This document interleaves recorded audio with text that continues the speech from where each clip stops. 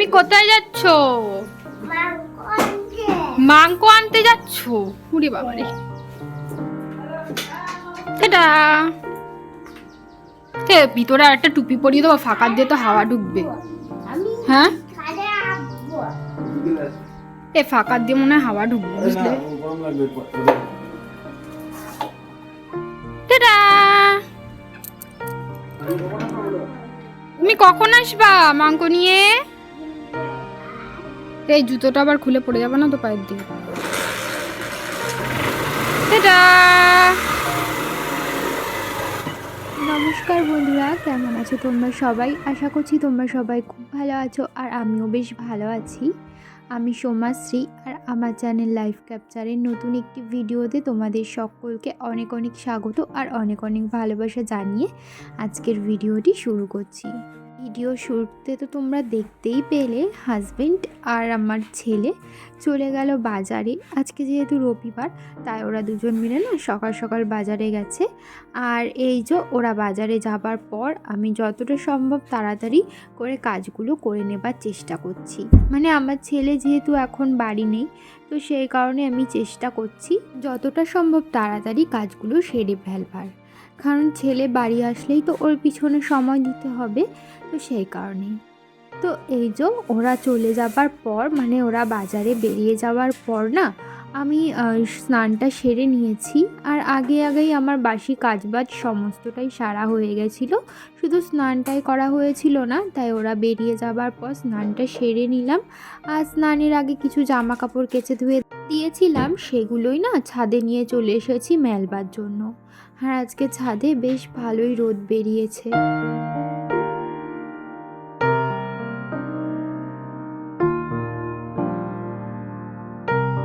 এদিকে দেখো, জামা কাপড়গুলো কিন্তু সমস্তটাই মেলে দিয়েছি। আর দেওয়ালের উপরে যে জামা কাপড়গুলো মেলেছি, সেগুলোর উপরে না ইট দিয়ে চাপা দিয়ে দিয়েছি। তার কারণ হাওয়া দিলে না সমস্তটা নাই উড়ে উড়ে নিচে পড়বে। আর দেখো, আমাদের বাড়ির সামনেটা কিন্তু একদম ফাঁকা মাঠ। এই যে এই পাশটাতে দেখছো, এই পাশটাতে না আগে চারিভাটা ছিল, এখন চারিভাটাটা উঠে গেছে। আরও বেশি না চারিদিকটা পুরো একদমই ফাঁকা ফাঁকা হয়ে গেছে। তো যাই হোক, ওপরে জামা কাপড়গুলো মেলে দিয়ে চলে এসেছি নিচে। আর এরই মধ্যে কিন্তু হাজবেন্ড ছেলে দুজনেই চলে এসেছিল বাজার থেকে। তো এই তো নিচে আসার পর ঠাকুরের বাসনটা মেজে নিয়েছি, তারপরে এখন ঠাকুর ঘরটা মুছে নিচ্ছি।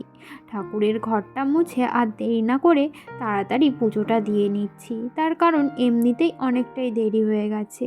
পুজো দিয়েও এখনও অনেক বাদবাকি কাজ আছে, সেগুলোও সারতে হবে। তো এই যে হাজব্যান্ডকে বাজার থেকে বলে দিয়েছিলাম একটু ফুল কিনে আনতে, তো ও ফুলও নিয়ে এসেছিল। ঠাকুরের আসন আমার মোটামুটি সাজানো হয়ে গেছে, এখন চলো পুজোটা দিয়ে নিই।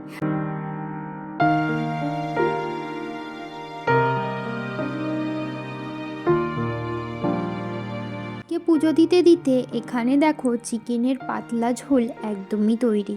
আজকে না একদম একটু ঝোলঝোলি করেছে, কষা কষার মাংস আজকে আর করিনি। আর ওদিকে আমি পুজো দিচ্ছিলাম, আর আমার শাশুড়ি মা এদিকে যেহেতু রান্না করছিল, তাই রান্নার সময় না আর কোনো রকম ভিডিও বানাতে পারিনি। আর এখানে করেছিল লাল শাক, আর উচ্ছে দিয়েও না একটা সিদ্ধ সিদ্ধ ঝোল করেছিল। সকালে খাওয়ার জন্য তো রুটি বানানো হয়েছিল, কিন্তু আমি যেহেতু ওদিকে পুজো দিচ্ছিলাম, তাই সকালে না রুটিটা আর খেতে পারিনি। আর এখন ঘড়িতে ওই 11টা মতো বাজে।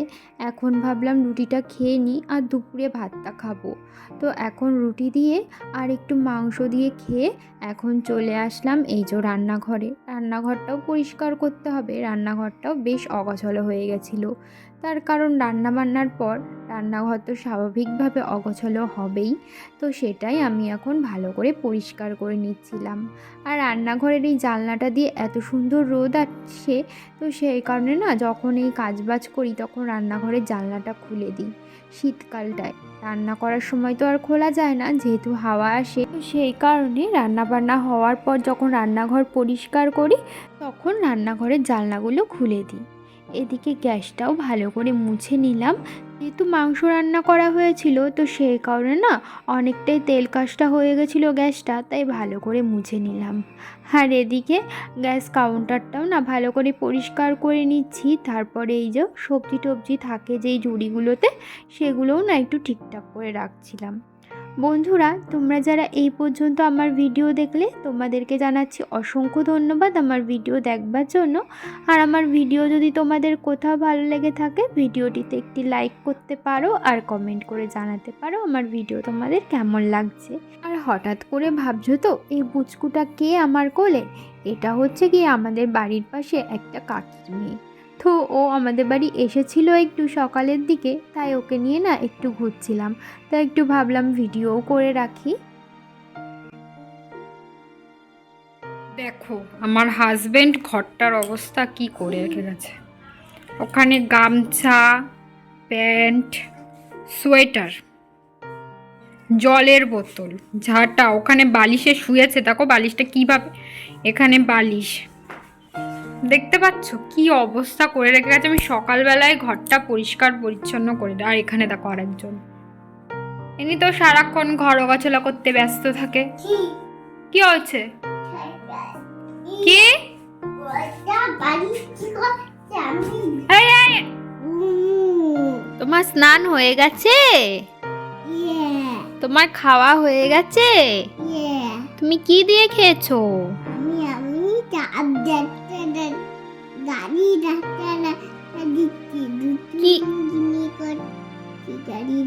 আচ্ছা, কি দিয়ে খেয়েছো তুমি? তুমি কি খেয়েছো আগে বলো।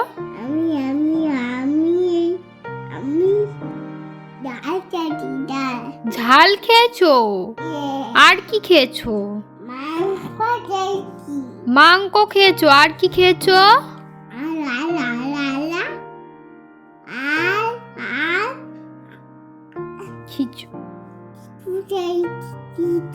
তাই? মাংস কে নিয়ে এসেছে?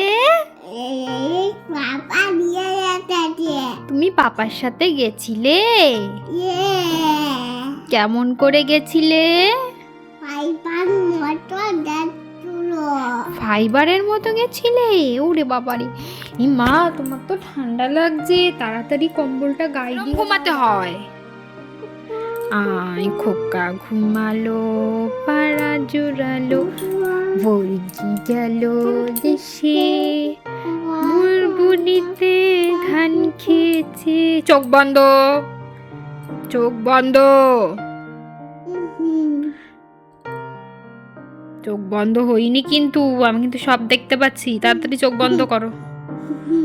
খোকা ঘুমালো, পাড়া জোড়ালো, গেল দেশে, বুলবুলিতে ধান খেয়েছে, খাজনা দেব কিসে। নামো ওখান থেকে তাড়াতাড়ি, আমি ওখান থেকে নামতে বলেছি কিন্তু তোমারে।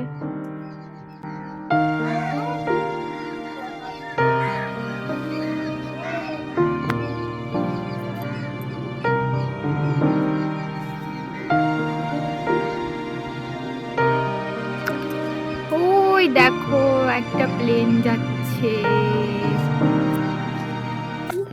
তো বন্ধুরা এখন দেখো ছাদে এসেছি, কারণ জামা কাপড় তুলবো বলে। সকালে তো জামা কাপড়গুলো মেলে রেখে গেছিলাম, তোমরা দেখেইছো, সেগুলো তোলবার জন্য এখন ছাদে এসেছি।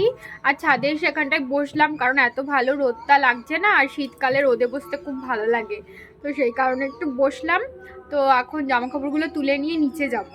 নিচে গিয়ে ভাবছি জামা কাপড়গুলো ভাঁজও করে রাখবো, আর নিচে গিয়ে কাজ বাজও আছে, ওই যে ঘর দর ঝাড় দিতে হবে, যেহেতু বিকালে হয়ে গেছে। আর এখন কিন্তু 3:30 মতো বাজে। আজকে আমার ছেলে না তাড়াতাড়ি ঘুম থেকে উঠে গেছে, ওই 2:30টার দিকে ও ঘুম থেকে উঠে গেছে, আর উঠে বদমাইশি শুরু করে দিয়েছে।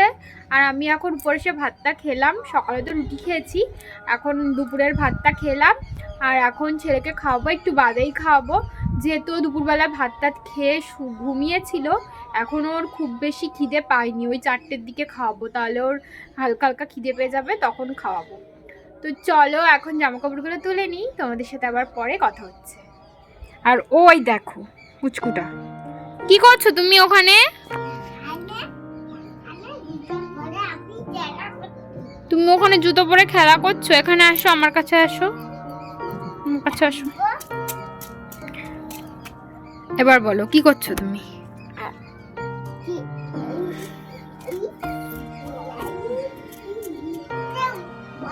না না, ওর উপরে ওঠে না, ওর উপরে উঠে লাফানো না, তুমি নিচে নামো, নিচে তুমি নিচে নামো তাড়াতাড়ি। তুমি জামা কাপড়গুলো তোলো তো, সব জামা শুকিয়ে গেছে, একটু তোলো তো। তুলে আমার কাছে এনে এনে দাও। একটা একটা না, 2-3টে করে নিয়ে আসো, তোমার কষ্ট হবে না একটা একটা আনলে? হ্যাঁ, ওগুলো তোমার জামা তো, তোলো। হ্যাঁ, good boy, good boy, good boy. দাও, দিয়ে যাও, দিয়ে যাও, ওগুলো দিয়ে যাও আমার কাছে, দাও। Good boy. ওগুলো তুমি হাতে পাবা না, সরো, আমি তুলছি। উপরের জামা কাপড়গুলো তুলে নিয়ে চলে আসলাম নিচে, আর নিচে এসে এখন নিচের ঘর দুয়ারগুলো ঝাঁট দিয়ে নিচ্ছি। আর আজকে না দুপুরবেলা আমার ছেলে খুব একটা বেশি ঘুমায়নি, তো ও যেদিন অনেকক্ষণ ঘুমিয়ে থাকে সেদিন আমি একটু বেশি টাইম শুয়ে থাকতে পারি, আর ও যেদিন কম ঘুমায় সেদিন আমি আর বেশি শুতে পারি না, কারণ ও ঘুম থেকে উঠে গেলেই তো আমার উঠে পড়তে হয়, তো সেই কারণে। এই তো আজকে ভিডিও এডিট করতে করতে মানে শেষ করতে না করতেই ওর ঘুমটা ভেঙে গেল, আর ও উঠে যাওয়াতে আমারও উঠে পড়তে হলো। তো সারাদিন যদি একটু চোখটা না বন্ধ করতে পারি না সন্ধ্যার পর থেকে, মানে এত ঘুম ঘুম ভাব আসে যে কি বলবো। সন্ধ্যা মানে সারাদিনটা তো তাও চলে যায় কোনো রকমে, কিন্তু সন্ধ্যার পরে না প্রচণ্ড পরিমাণে ঘুম আসে। মানে সন্ধ্যা ওই 6টা থেকে 9টার টাইমটা মানে কিছুতেই কাটতে চায় না। বাইরের উঠানটা তো আমার ঝাঁট দেওয়া হয়ে গেছে, আর এখন চলে আসলাম ঘরে। ঘরে এসে উপর থেকে যে জামা কাপড় তুলে এনেছিলাম না, সেগুলোই এখন পাট পাট করে ভাঁজ করে সমস্তটা রেখে দিচ্ছি। তো বন্ধুরা, এখন সময় হচ্ছে 7:30, আর এতক্ষণ না শুয়েছিলাম, মানে ছেলেকে পড়ালাম 1 ঘন্টা মতো। ওই 6টার সময় বই নিয়ে বসিয়েছিলাম, আর ওই 7টা অবধি পড়িয়েছি।